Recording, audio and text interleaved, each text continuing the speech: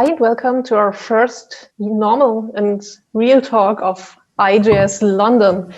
After we had an amazing first keynote of the day, just before this talk, we are now going into Angular as a topic. So please welcome Erin Zimmer as our first speaker of the Angular track. We'll have many Angular talks on this conference, but we'll now get started just with the first one, which is on automating workflows. Hi, Erin. Welcome to the conference. Hi. And have fun with your talk. Will do. All right. Hi. Yeah. Welcome to Automating Workflows with Angular Schematics, which is really just a fancy way of saying this is a problem that we had and this is what we did about it. My name is Erin. If you would like to start an argument with me, you can get me on Twitter at Erin Zimmer. I am the community engineering lead at Cogent, which is a consultancy company here in sunny Melbourne, where it's not currently very sunny because it's nighttime. I actually started at Cogent the first day that we went into lockdown, so that's been a really interesting experience as a community lead. I'm also a Mozilla Tech speaker and a Google developer expert, and I really like Futurama and knitting. So if we were here in the real world today, I would definitely be in the audience of the other talks with my knitting needles. If you would like to play along at home today, the slides are available at schematics.ez.codes, but it is mostly live coding, so they might not be that helpful. All right. So back before COVID and before I worked at Cogent, I worked for another consultancy. And at this consultancy, we had a client that was a large Australian energy retailer. Now, for some reason, this large Australian energy retailer preferred that I don't use their name, but I did draw them a nice logo, which I think they never truly appreciated. And at this unnamed electricity company, we have a customer portal, and it looks something like this. It's a Java backend. The front end is in AngularJS and Angular, thanks to the magic of ng upgrade. And the whole thing is built with Maven. Now, the front-end devs all really hate working with Maven, and micro front-ends were like the buzzword last year. So we started building all of our new features as micro front-ends. We definitely didn't think this through properly, so I wouldn't really recommend doing things the way we did, but this is what we did. All right, so we've got a bunch of micro front-ends, and they all talk to this Java backend. Then we also have an Angular library full of services, which is shared between all of the micro front ends. So this is all like business logic kind of stuff. And another library full of components, which is also shared by all of the micro front ends. We have two libraries because we also have a mobile app written in native script, which is sharing the services library. And then we have some other apps sharing the components. This setup has a lot of problems.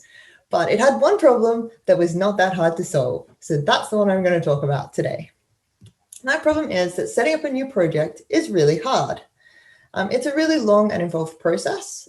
And that caused a couple of issues. For a start, sometimes people would get it wrong. We had a few issues where some of the projects were set up, so the routing was set up wrong, and they ended up using hash-based routing and other projects weren't, and everything was a mess.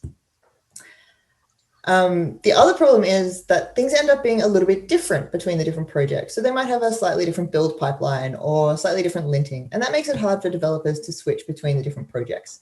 So we wanted a way to automate the process of setting up a new project. And we did that via Angular Schematics. Now, what are Angular Schematics? If you've created a new Angular project recently, you're probably familiar with the CLI. And the way that it can allow you to generate new projects or generate new components, services, that kind of thing. Schematics is a way to extend that CLI. So we can get it, we can create schematics that will generate other things. For example, if you've ever used NGRX, you're probably familiar with the fact that it involves a lot of boilerplate code. So the NGRX team have created NGRX schematics, which means that we can now use the CLI to generate components for our NGRX project. So you can use schematics to generate like reducers or actions, and things like that. The Ignite UI team also have some schematics. And if you're interested in hearing about those, you should definitely listen to Damien and Victor's talk, which is on Friday. And I think Friday is tomorrow, but I'm not really sure how time works anymore. All right, so let's get started. The first thing we need to do is to install the schematic CLI globally using npm install. Once we've done that, we have access to the schematics command, which helps us to do like development work with schematics. So for instance, we can use it to generate a new schematic, which we're doing here. So we've got schematics blank, and then the name of the schematic that we want to generate. Now this blank here describes the kind of template that the schematic is going to build. If we use blank, we're going to get a collection of schematics named create project that has a single schematic in it, also named create project. The other option is to generate a schematics using schematic, and that will create a collection named create project, which has a bunch of schematics in it.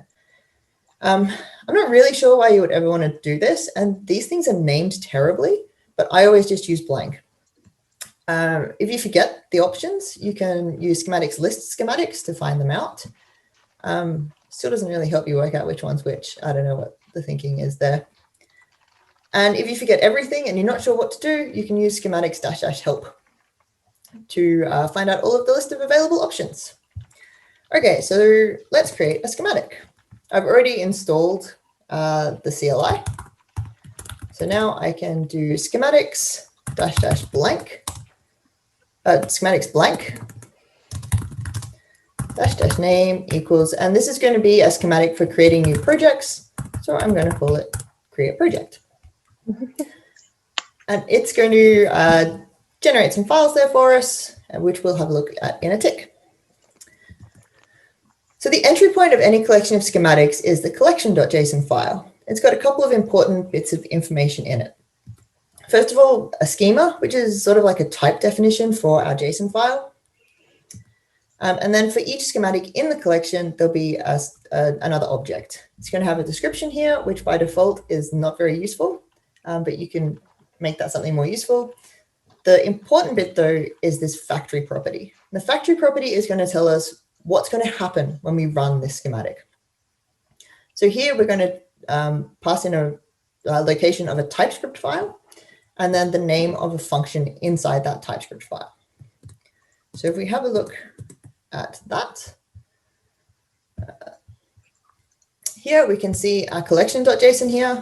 Now I'm just going to change the name of this schematic here to ngnew. And the reason for this is that I'm going to want to run it as ngnew later. Now I am pretty sure that this is a hack, but it works, so I do it. The next thing we can have a look at here is our actual TypeScript that got generated. If we jump inside this function, we can do a console log and say, hello IJS from schematic. And one last thing that I want to do here before we run this, though, is add another build script. So here we've got a standard build, which is just a TypeScript compile. I'm going to add a watch script, which is going to do the same thing,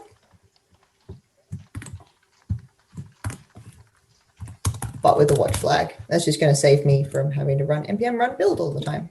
All right, now if we jump back in here, we can npm run watch, and that's going to we have to do it from inside the project. That's going to compile all of our TypeScript for us. Then we can run our schematic using the schematics command. This provides us with sort of a way to run schematics in development mode. So they're sort of in a debug mode when we do this. We need to pass in the location of the directory that has our collection.json file, which is the current directory. No, it's not, because we're in the wrong directory. All right, let's try that again. It's the current directory and the name of our schematic, which is ngnew now. So now that it runs, we can see hello IJS from schematic and nothing to be done. And this just means that we haven't made any changes to the file system. Okay, so now that we've set up our schematic, we're ready to start doing the actual work. Now, like I said, the process for setting up these projects is actually quite long and complicated, and I'm not going to go through the whole thing tonight. So instead, we're just going to do 4 of the simpler kind of steps. So first of all, we want to run ng-new to generate a new project. Secondly, we want to add some static config files. So this is going to be files that are going to be the same across all of our repositories. So things like the CI setup, the linting files, the code styling, the test setup, that kind of thing. Then we want to update the package.json. We want to add some additional dependencies and some scripts. And lastly, we want to remove that default Angular favicon. Okay, so we're going to start with running ng-new. And we've got some requirements for this, right? We don't just want to run ng-new as is. First of all, we want to check that the name that the user passes in starts with this prefix cust. This is just a bit of, so that we can see which projects are related to our customer portal.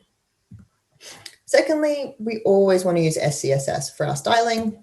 And lastly, we want to default to not using routing. So if the user doesn't pass in anything, then we won't add routing to the project. The reason for this is that our micro front ends are quite small, so most of them don't need routing.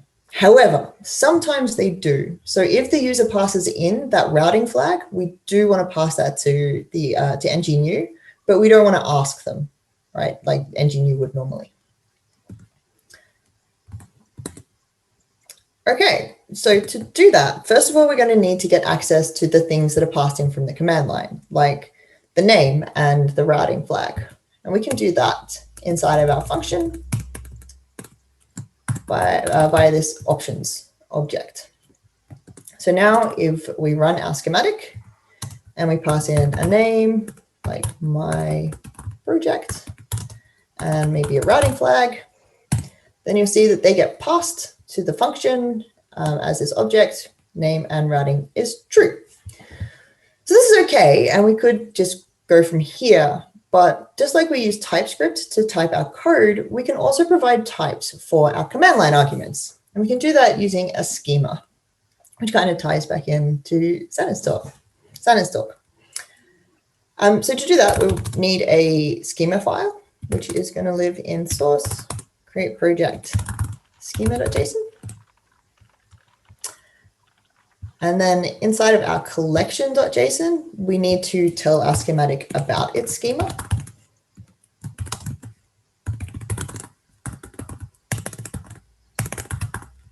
Oh my God, create project /schema.json.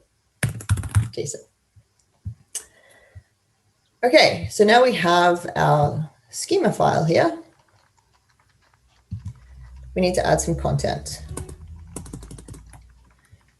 which I am not going to type all of it. So this is, again, the schema is just describing the structure of this file. And there's some metadata to do with the schematic. We could change that to something more useful. Oh, it already is something useful. Okay. Then we have this properties object, and we want to add a property for each command line argument that we want to allow. So we're going to have a name argument, and we're going to make that type string. And we want a routing argument. And we're going to make that one type Boolean. So now if we run our schematic, if we were to say pass in routing equals foo, then it's going to throw an error saying it doesn't validate against the schema, and routing should be Boolean, which is obviously quite helpful. We can do a bit better than that though. If you've ever used ng-new, you'll know that if you just type in the command, it asks you a bunch of questions to find out like the information that's missing. So you need to give it a name, say whether you want routing and what kind of styling you want. Now, we don't want to pass in the routing or the styling, but we can ask about the name. So if the user doesn't pass in a name, we can use the xprompt property to ask them for one. We say name of the project. And we can give them a bit of extra helpful information. Must start with cust. So now if we just run our schematic without any arguments, it's going to ask for a name. And we can say my project because we haven't checked the name yet. And there you can see my project gets passed in and routing gets passed in as undefined because we didn't send it anything. We can do one better than this though as well. Another thing you can do with ng-new is instead of passing in the name via the -- name flag, you can actually just pass a value. And the ng-new will know that that's the name. So we can do that with ours as well. What we need to do is specify a default value. When we create a default, we can actually set the default from a variety of different sources. So we need to set a source. And in our case, it's the command line, which is going to be argv. We also need to say which argument we're going to use. So the index, we want the first one. So it's going to be 0. So now if we run schematics and we say my project, you can see we've passed the name in. Great. So we've got our arguments. Now we're ready to start doing something with them. The first thing we want to do is check that name to make sure that it starts with that cust prefix. So let's grab a reference to the name.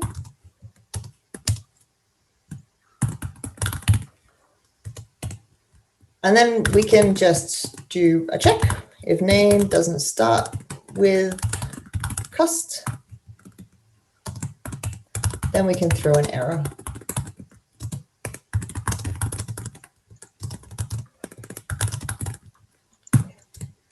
All right, so now if we run schematics with my project, it's going to throw an error and it's going to tell us name must start with cust. Great. So now we've done all of our checking, we can actually start looking at the functionality, which is running ng-new. Now we can run ng-new using a function that's built into the schematics library, which is called external schematic. External schematic takes 3 arguments. The first one is the name of a collection that contains the schematic that we want to run. In our case, it's schematics Angular. Second, we need to pass in the name of the schematic we want to run, which is ng-new with a hyphen in the middle there.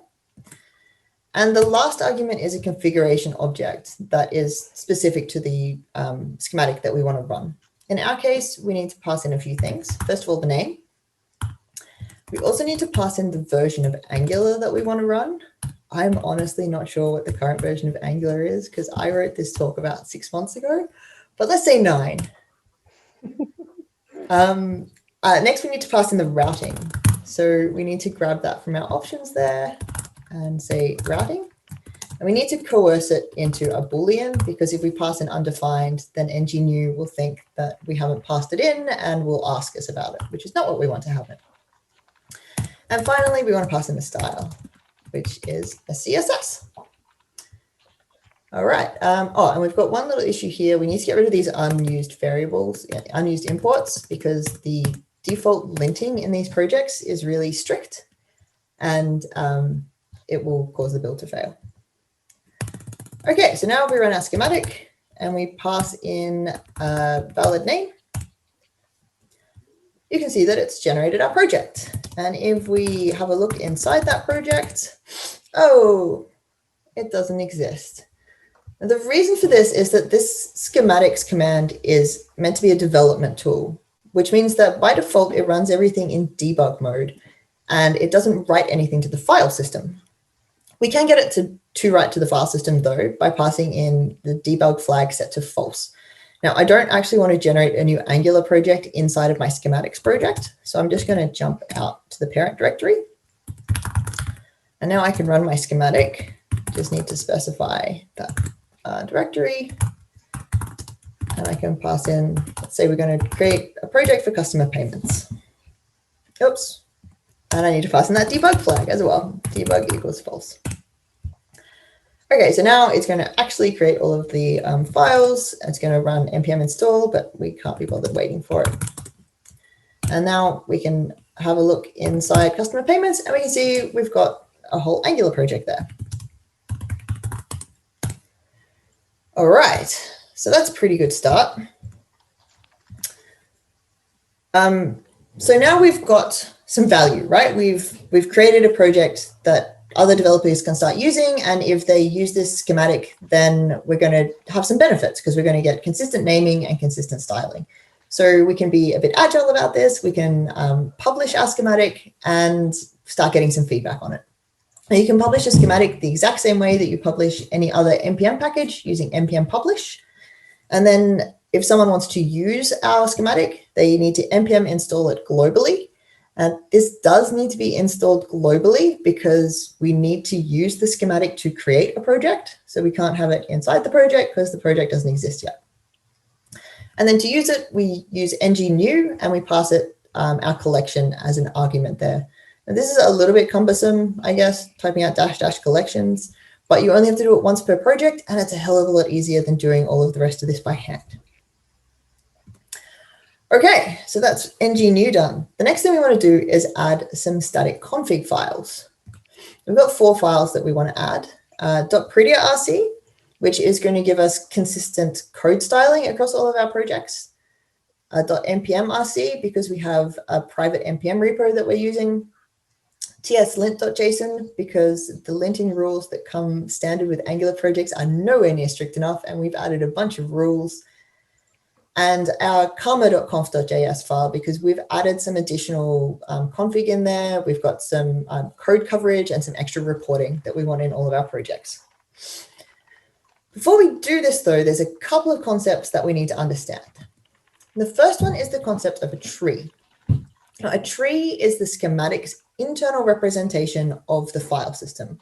If you've ever used React, then a tree is kind of like the virtual DOM. It's a virtual representation. So when the schematic starts, it creates a snapshot of the file system. And then all of the changes that we make, it makes to that virtual version of the file system. And then when the schematic finishes, it writes all of its changes to the real file system. When we run in debug mode, it just skips that last step and doesn't actually do the writing. All right, as well as trees, we also need to understand rules. A rule is a function that takes a tree and turns it into a different tree. If you remember the code that was generated at the start, it was this little function here. You can see it returns a rule, which is this part here. So it returns a function, which takes in a tree and returns a tree. Normally a different tree, in this case, the same tree, because there's no actual code there. Okay. So now we're ready to add our files. The first thing we need to do is actually put the files in the schematics project. So I'm just going to copy them. I'm not going to create them all from scratch because that would be very boring.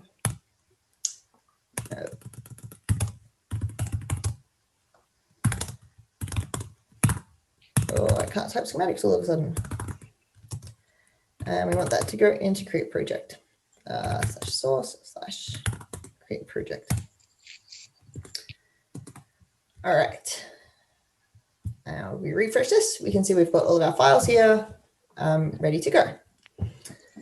Now, when we're building a schematic, what you usually end up doing is creating a bunch of rules or calling pre-existing rules and then sort of chaining them all together to run one after the other, which is exactly what we're going to do here.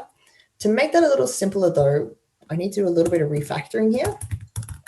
I'm going to move this, this call to external schematic out into its own function. So we're going to run ng-new. We need to pass in the name as a string and routing as an optional Boolean. And then we can just copy all of this into here. And just run. Okay, so now we want to create another rule. And this rule is going to have a tree passed in because it's a rule. And it's going to take some files and it's going to write them to that tree and then pass back the modified tree. So first we will need some access to our files. There's a built-in function in the schematics library called URL, which we can use to just get reference to their files. And then we want to create our rule, which is going to be called merge files. Now, this one is a bit of a cheat, I guess, because there is another built-in function called merge with, which we need to pass. We can pass our files, and it will give us back a rule that will then merge our files with the existing tree. So it takes some files, and it takes a merge strategy.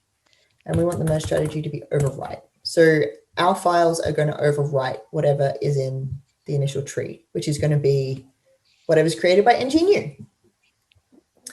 Okay, and then the other thing we need to do is to have a rule which will run our two rules, because it's rules all the way down.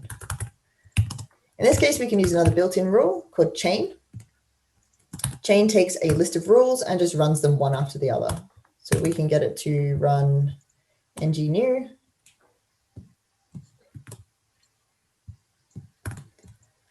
And we can also get it to run merge files. All right, and we need to get rid of that. Okay, so now if we run our project,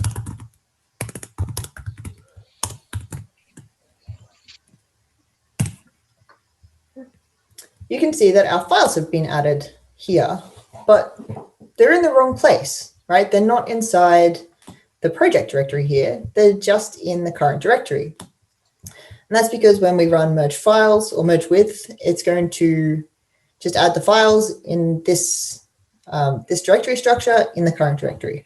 To add it to the project directory, we need to do something like this and have the name of the name of the project directory in here. So if we do that and we run our schematic, you can see our files end up in the right place there. They're inside the project directory. This isn't a very good solution though, because this is only going to work if our project is called cust project, which to be honest, it probably isn't going to be.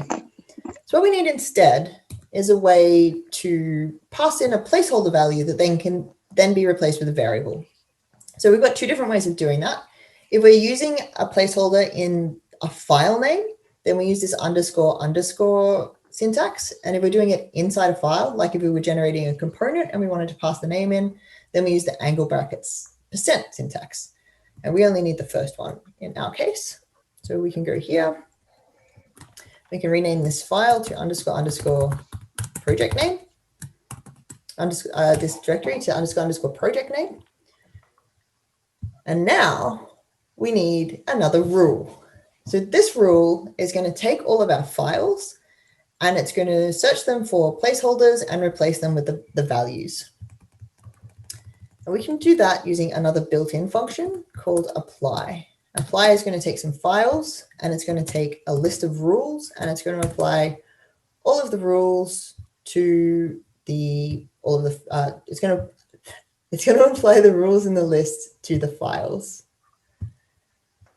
Okay, now we only need one rule and it's called template, which is another built-in. And it's going to take an object which just has the property names are going to be the placeholder names, and then the values are going to be the values you want them replaced with. So in our case, the placeholder name is project name, and the value is going to be name. Now this is auto imported from the wrong place. So let's just get rid of that and put it up here. Okay, so now if we run our schematic, you can see they've ended up in the right place. But if we change it to our cust payments project, they still end up in the right place. Cool. So that's our static config files added. The next thing that we want to do is to update the package.json. There's a couple of changes we want to make. We want to add some dev dependencies for Prettier and Husky. Prettier does code formatting, and Husky allows us to add Git hooks inside our package.json. We want to actually add a Git hook, and we want to add some scripts for our CI. Now to do this, you probably won't be surprised to learn that we need to create a rule. So this one is going to be update package.json, and we're going to need to pass in the name of the project. Now this function is going to return a rule, which means it's going to return a function which takes in a tree and returns a tree. We also need to remember to call this because I always forget and then I'm confused when my build breaks. Okay, so now we're ready to actually make our changes. The first thing we need to do is to actually get our package.json file and to parse it into a JSON object. So we can do that. First of all, we need the location, which is going to be the name of the project directory / package.json. Once we've got that path, then we can actually read the file using the tree.read function. I'm just going to read the path. And because this is a JSON file, we can parse it using json.parse. Now the file object there is actually like a string buffer thing. So we need to turn it into a string. When we do that, TypeScript is going to look and say, hey, this file could be null. You shouldn't do that. It's scary. In our case, we know that this file is going to exist because if this package.json doesn't exist, we've got bigger problems. But also this is a tool that's going to be used by developers who we know and see every day. So if it does break, it's not the end of the world. So we're going to live dangerously and just tell TypeScript that, yeah, it's definitely there. Okay, so now we've got our JavaScript object. We can just manipulate it the same way we would any JavaScript object. So if we want to add some dev dependencies, we just add them to the dev dependencies object. So what do we want? Prettier? Let's say it's at version 2. And we want Husky. And let's say it's at version 4. We also wanted to add a Husky hook. So that means that we want to add a whole new object here, which is going to be called Husky. It's going to have a property called hooks. And we're going to add a pre-commit hook. And it's going to run prettier on all of our staged files. The last thing we want to do is add some additional scripts. So we want json.scripts. Now we don't want to clobber the existing scripts. We want to keep those. So we'll just create a copy of them. Then we can add our scripts. So we want one for building and prod, which is just going to run ng build -- prod. And we want one for running our tests on the CI. So ng test, no watch, and with code coverage. So our build will fail if we don't have enough tests. Okay, so now we've made all of the changes to our JavaScript object. We need to write that back to our file. So we can do that using tree.overwrite. We pass in our path. And we need to turn our JSON object back into a string. So json.stringify. We don't want to replace anything, and we want indenting of 2. Okay, now to test this one, we're going to have to actually run it not in debug mode so that we can see the contents of our file. So let's just jump out of here, and let's run our schematic again.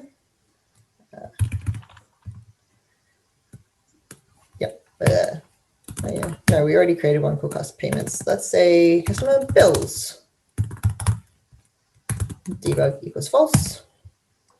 So it's going to write -- debug equals false. So it's going to write everything. It's going to run the install, which we don't want to worry about. And then we can have a look at our package.json. You can see we've added our Husky hook here. We've added our dev dependencies. They're not in alphabetical order, but I think we can cope. We can get through this.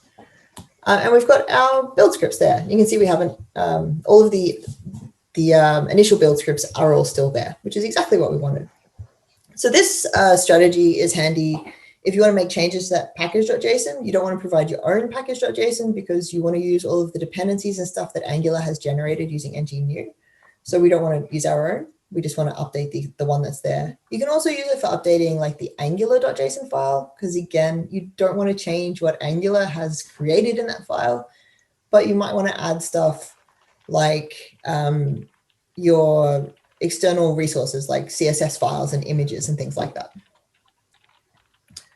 All right, so that's step 3 done. The last thing that we need to do is to remove that favicon. Now, by default, Angular generates a favicon, which is the Angular icon. And if you release that into production, it looks a little bit unprofessional. So we want to get rid of that one. We don't need to add a new one because we have a favicon in our component library, which gets added through other means. So we just want to delete this one. Okay, so guess what? We're going to create another rule. This one is going to be called remove favicon. And once again, we need the name. And we're going to create a rule. In this rule, we want to return a function which takes in a tree and returns a tree. And again, we need to remember to call this in our chain here.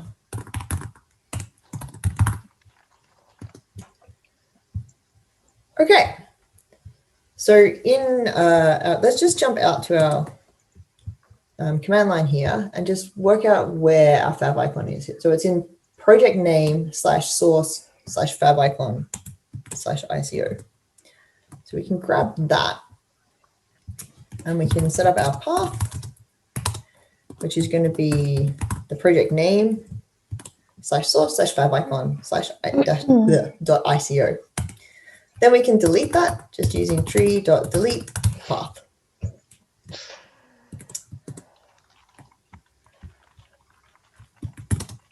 And now if we run another schematic, let's run this one as usage. You can clearly see where the favicon isn't. If it was here, it would be about here, but we've deleted it, so it's not there. Great, so that's all 4 of our steps. So yeah, like I said, this wasn't the whole process, but it's definitely a decent start. And hopefully we've picked up some key concepts for schematics. So first of all, we have the schematics command, which provides us with development tooling for creating schematics. We have the concept of a tree, which is the internal representation of the file system that the schematic is using. We have a rule, which is a function which turns a tree into another tree. We have a schematic, which is a collection of rules that are run one after the other. And finally, we have a collection, which is a group of schematics. Now, in our case, we only had one schematic in our collection, but you can definitely group together a bunch of schematics that are related to each other, which Victor and Damien are going to be doing later on tomorrow. Cool. So with schematics, you can see that we can customize the existing CLI tools. We can add, remove, and update files to a project. We can use them to generate consistent apps. Now, like I said, I definitely wouldn't recommend taking our approach with micro front ends, but if you do need to generate a bunch of different apps that you want to be consistent with each other, this is definitely an approach you can take. And it doesn't even need to be an Angular app. You can absolutely use schematics with React or Java or whatever you want. They're just a way of manipulating the file system. And finally, the really good use case for schematics is improving library tooling.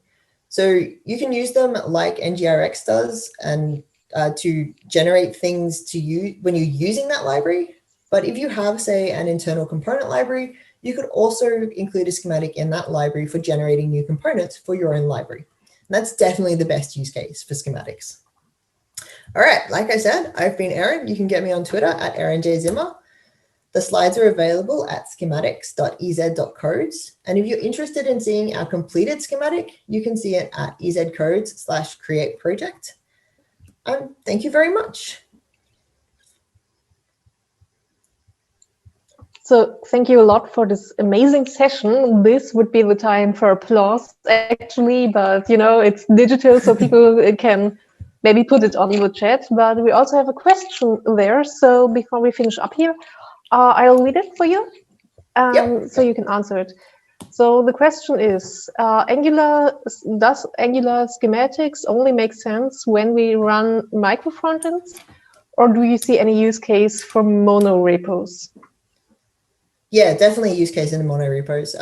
Anything that you need to do a lot, anything that's a repeated action, then schematics make a lot of sense. So even if you had Perhaps when you're building components, you want to have a special thing that you do all the time. You could then wrap around the ng-generate component schematic. Or if you're building things that aren't already included in the CLI, like in NGRX, where you're building reducers and actions and things, then you can create your own schematics here. Definitely have a look at Damien and Victor's talk tomorrow to see some really good use cases for that.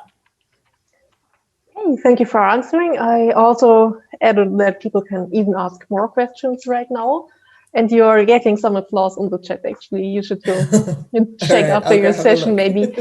So let me just also point out, you also did a cheat sheet on this topic for our conference. So people can go to the conference website and download it. And also, everyone, please don't forget about our campfire. So if there is anything from this talk you thought was interesting for more discussion, not with Erin as you're in the wrong time zone for this, but with other people, just in general, you can just add your suggestions to our campfire Trello board. We'll see what will work. So thank you again. I'll take the stream offline now, but the chat will stay online and everyone can also watch this session again after it was finished on the Swapcard page. Thank you, Erin, and see everyone else later on the other talks. Bye.